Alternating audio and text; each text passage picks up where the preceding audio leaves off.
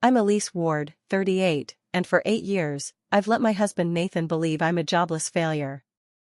He doesn't know I'm the founder and CEO of Vertex Solutions, the tech company where he's a senior VP. Last night, at a gala in our penthouse, he mocked me in front of his colleagues, laughing about my useless job hunts.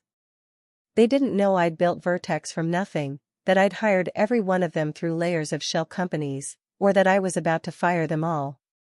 The irony was sharp, like the crystal glass I held as they laughed, clueless that their world would collapse by morning. I started Vertex 12 years ago, after watching my mother's bookstore crumble under corporate greed. She'd poured her life into it, but bigger chains undercut her, and she lost everything. I was 22, fresh out of college, and swore I'd never let that happen to me. I learned to code, built an app that streamlined supply chains, and turned it into Vertex. By 30, I was running a multi-million-dollar company, but I kept it quiet. Success attracts vultures. 3 ex-boyfriends taught me that, each chasing my money, not me. When I met Nathan at a charity auction, I decided to test him. I posed as a struggling graphic designer, drove a beat-up sedan, lived in a modest flat. He seemed kind at first, encouraging. "You'll figure it out, Elise," he'd say, his arm around me. But after we married and moved into the penthouse I secretly funded, his true colors showed. He loved the lifestyle, my lifestyle, while mocking my failure to contribute. Nathan's colleagues, senior executives at Vertex, joined the chorus. Colin from sales, Derek from finance, others, all handpicked by me through discreet hiring firms. I'd built Vertex to be a fortress, my identity hidden behind encrypted calls and proxies. To them, I was just Nathan's wife, the woman who couldn't land an entry-level job. They didn't know I'd been watching, documenting their every move, inflated expenses, leaked secrets, harassment of subordinates. For a year, my private investigators and I compiled evidence, waiting for the right moment.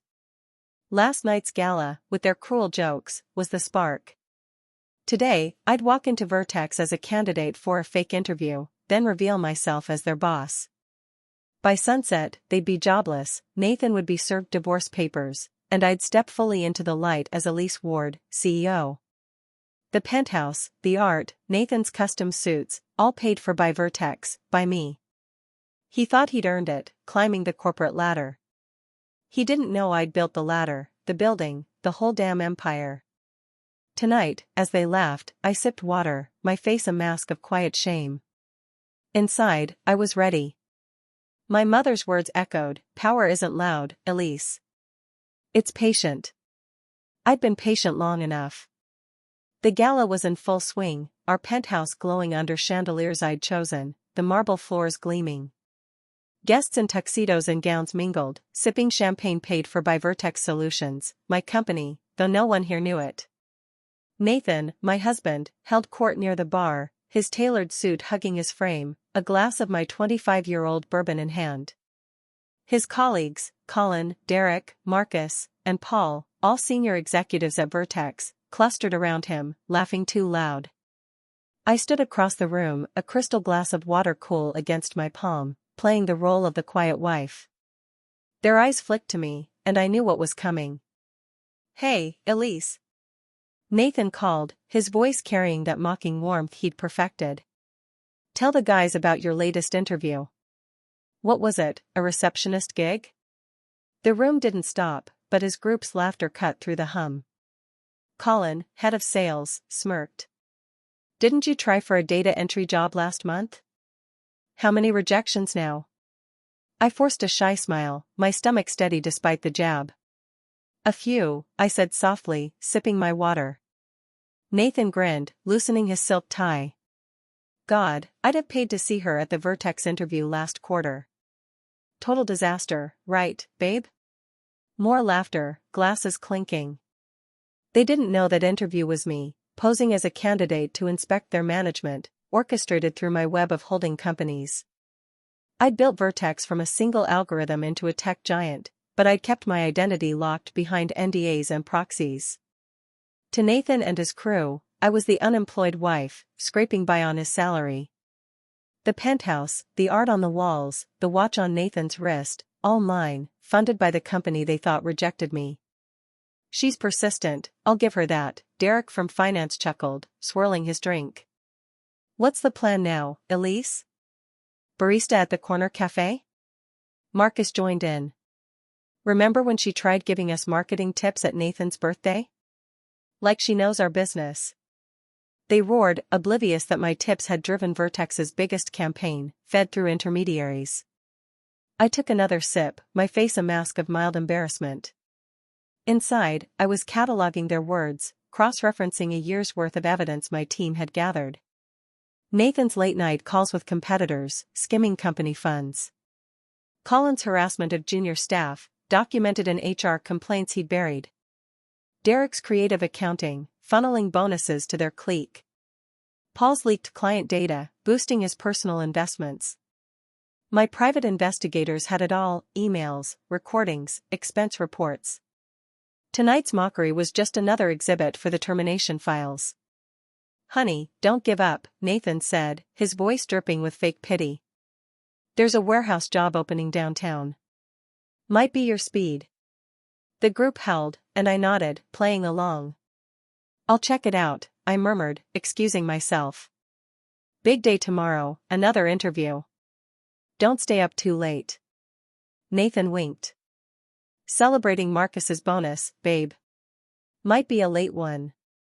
I smiled, already picturing the boardroom tomorrow, where I'd reveal myself as their CEO and end their careers. Upstairs, in my private study, I locked the door. A hidden panel slid open, revealing my real workspace, 3 monitors, secure servers, Vertex's global operations at my fingertips. I pulled up the latest from my deputy, Karen, the only executive who knew my identity. Board briefed, termination papers ready, security on standby, her message read. I reviewed the gala's security feed, Nathan and his friends, drunk, breaking a vase, laughing. More evidence, misuse of company property. My fingers traced the divorce papers on my desk, prenup attached, signed by Nathan when he thought he was protecting his wealth.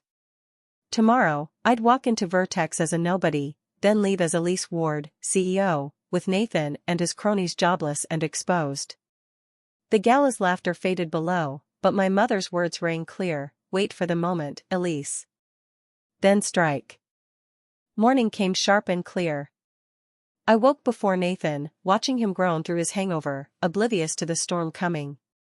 By 6:30 a.m., I was at Vertex Solutions, slipping through the service entrance in a plain navy suit from a discount store, a far cry from my usual tailored wardrobe. Karen, my deputy, met me in the basement security office, handing me a visitor's badge labeled Laura Bennett, interview candidate. Everything's set, she whispered.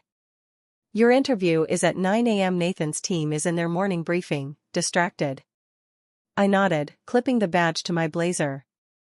Today, I'd see their toxicity up close, one last performance before I revealed myself as Elise Ward, CEO. I sat in the lobby, an hour early, playing the eager applicant. The annual report, my report, sat in my lap as a prop. Employees streamed past, none recognizing the woman who'd built this company. Nathan strode through at 8:40, coffee in hand, not even glancing at me.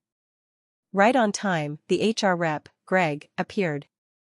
I knew him from his file, capable but spineless, always deferring to Nathan's crew. Miss Bennett, follow me, he said, his smile polite but dismissive. The elevator ride was textbook corporate small talk, weather, traffic, scripted pleasantries I'd designed into our culture. I played along, my voice soft, nervous. The HR floor buzzed with the open layout I'd approved years ago. We'll start with a skills assessment, Greg said, handing me a tablet with basic coding tasks, child's play for me. I fumbled a few answers on purpose, my fingers hesitating, eyes darting like a desperate candidate. Greg's face stayed neutral, but his tone said it all, I was wasting his time. Through the glass conference room walls, I saw Nathan and his team laughing, probably at another loser applicant.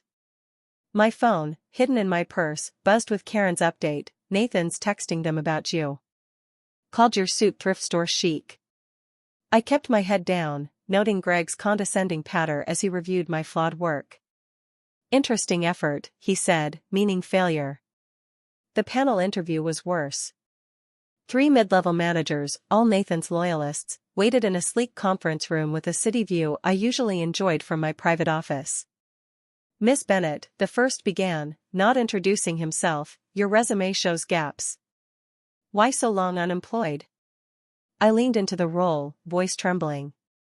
"It's been tough, but I'm eager to learn." The second, scrolling his phone, barely looked up. "What makes you think you're a fit for Vertex?" I gave a rehearsed pitch, qualified but desperate, sprinkled with buzzwords. Their smirks grew, they'd written me off. The third leaned back, tossing out, "Ever tried retail? Might suit you better." I scribbled notes, documenting their unprofessionalism, each jab a violation of our HR code. Nathan passed by the glass, did a double take, then grinned, texting furiously. Seconds later, the panel's phones lit up. They glanced at each other, chuckling. I knew the message, Nathan mocking his wife's pathetic interview. The rest was a masterclass in cruelty, eye rolls, half-hidden yawns, questions laced with sarcasm. "How do you handle stress, Laura?" "You seem tense," one said, smirking. I nodded, meek, while mentally filing their behavior for the termination report. Greg wrapped it up early. "We'll be in touch," he lied, escorting me out. I heard Nathan's voice as I neared the elevator, "No way that was her. She's really hitting rock bottom." His friends laughed, fueling my resolve. In a private restroom, I locked the last stall. Karen's garment bag waited, holding my real armor, a tailored Armani suit, Louboutin heels, and my CEO badge. I shed Laura Bennett's cheap suit, stepping into Elise Ward's power. My reflection showed no trace of the failed candidate, just the woman who'd built Vertex. My mother's pearl earrings gleamed, a reminder, strike when they least expect it. In 30 minutes, I'd walk into the boardroom, not as Nathan's wife, but as their boss, ready to end their reign. Their laughter echoed in my mind, but I was done playing small. The real Elise Ward was about to take the stage. I stepped off the private elevator, my Louboutin heels clicking on the marble floor of Vertex Solutions' executive suite. The frosted glass doors of the boardroom loomed ahead, but first, I had a stop to make. I turned toward the conference room where Nathan and his crew, Colin, Derek, Marcus, and Paul, were wrapping their morning briefing, their laughter spilling through the half-open door. "She actually thought she'd get hired," Nathan was saying, voice smug. "My wife, in a bargain bin suit, bombing an interview at my company." Colin chuckled. "What's next, dog walking?" I straightened my Armani suit, my CEO badge glinting, and walked in. The room fell silent. Nathan's coffee cup froze midair, his face paling as he registered me, not Laura Bennett, the failed candidate, but Elise Ward, radiating authority.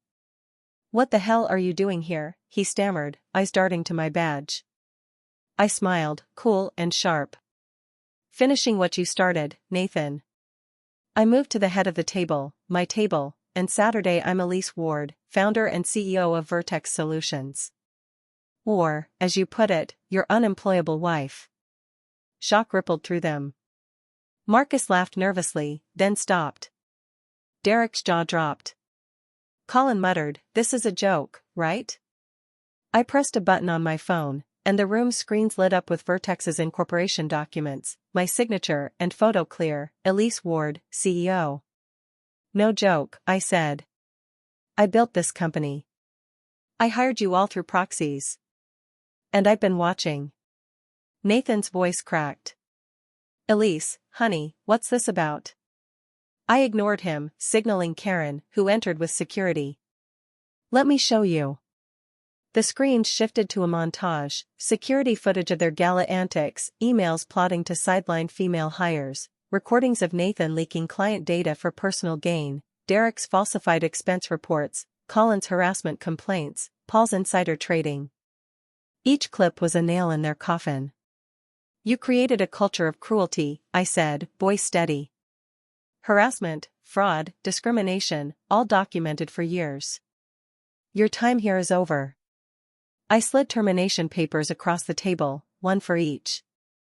"You're fired, effective immediately." Nathan stood, face red. "You can't do this. I'm your husband." I placed my wedding ring on the table, next to divorce papers. "Not for long. The prenup you signed, thinking you were protecting your assets, is ironclad. This company, this house, everything is mine." Security stepped forward. "Escort them out." The boardroom was next. I walked in, Karen at my side, as 12 board members rose, their faces a mix of awe and nerves. They'd known me as a voice on encrypted calls, never in person. "Good morning," I said, taking my seat. "You've seen the evidence. Nathan and his team are gone. Now, we rebuild." I outlined my plan: new HR protocols, anonymous reporting, reinstated employees, and a cultural overhaul. The board, stunned by the morning's precision, approved every measure. "One more thing," I added. "Every victim of their misconduct gets a review for reinstatement or compensation." Nods all around. As security led Nathan and his friends to the lobby, their protests echoed: threats, pleas, denial. I watched from my office's live feed, Nathan's face crumpling as he saw his company car towed, his access badge voided. Karen handed me a tablet. "Their accounts are frozen, stock options voided. Legal's filing fraud charges." I nodded, signing the divorce papers. Nathan thought he'd built this life. He didn't know I'd been the architect all along. My mother's words rang: strike, and leave no doubt. I'd struck, and Vertex was mine again, cleaner, stronger, ready for what came next. The next day, Vertex Solutions was a fortress under my command, but the fallout was just beginning. Nathan and his crew, Colin, Derek, Marcus, and Paul, were scrambling, their worlds unraveling. By noon, their company accounts were locked, their stock options voided, their severance nullified by misconduct clauses. My legal team filed fraud and harassment charges, backed by years of evidence, emails, recordings, expense reports. The media caught wind, headlines screaming: Vertex Solutions ousts executives in scandal. Nathan's LinkedIn still listed him as VP, but comments piled up, linking to articles about his firing. I watched it all from my top-floor office, the city sprawling below, my mother's words echoing: "Patience wins, Elise." "Then you bury them." Nathan tried to fight back. Surveillance caught him at a bar that night, drunk, ranting to Colin about suing Vertex.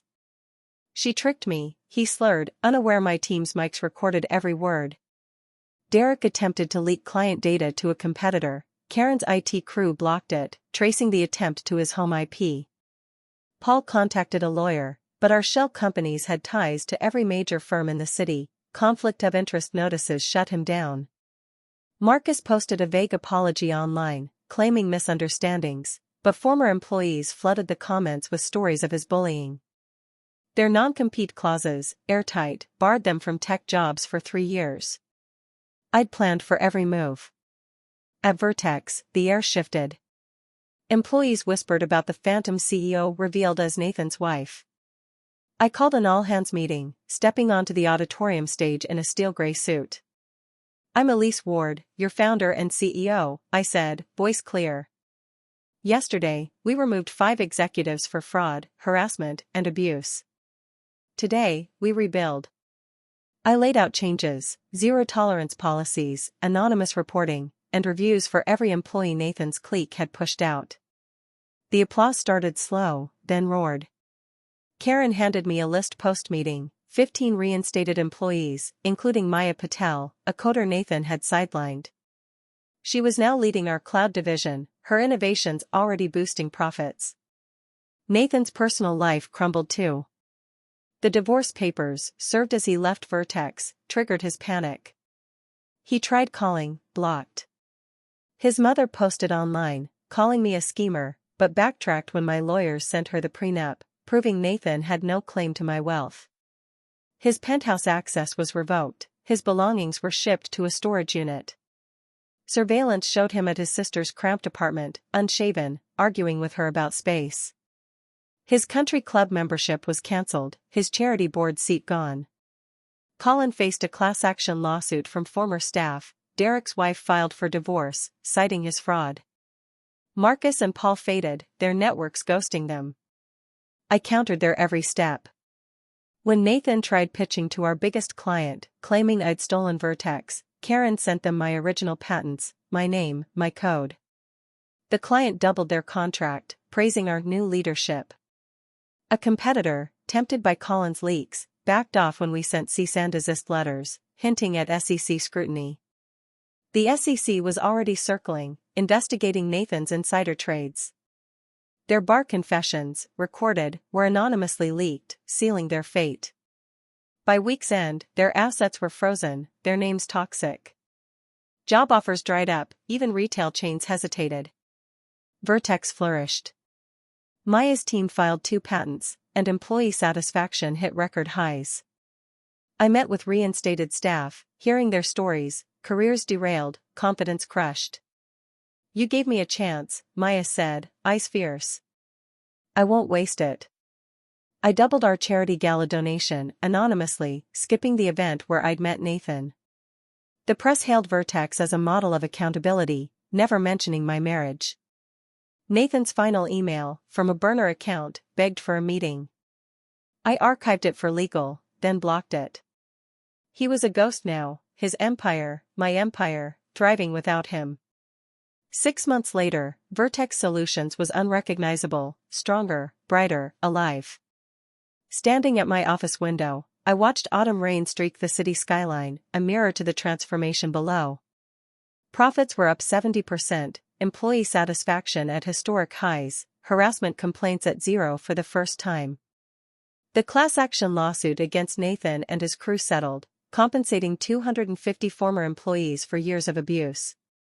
Maya Patel's cloud division launched 3 new patents, and our biggest client tripled their contract, citing unmatched innovation.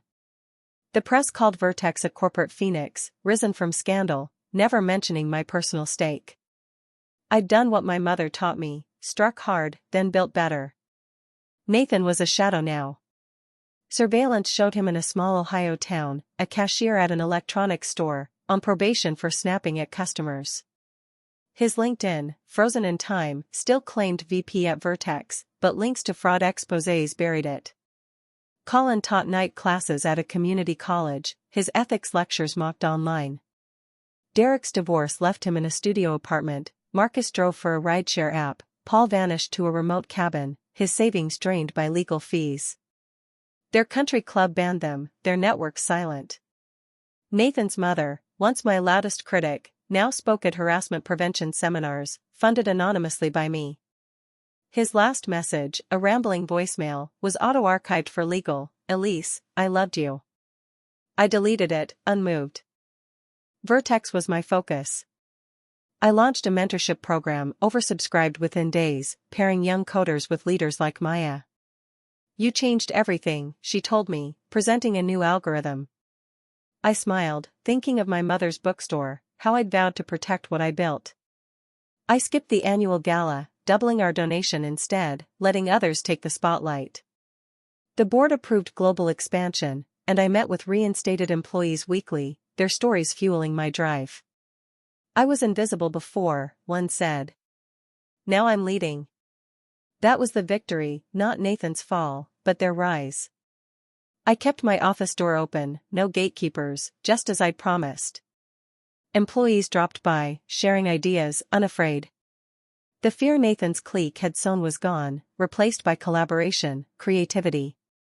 My mother's words closed the circle: power builds, Elise, not just destroys. I'd destroyed what was rotten, but the real work was what came after, ensuring no one else suffered as I'd watched my mother suffer, as I'd endured under Nathan's mockery. Revenge wasn't the end, it was the spark. The legacy was Vertex, its people, and the future we were shaping, free of the past's poison.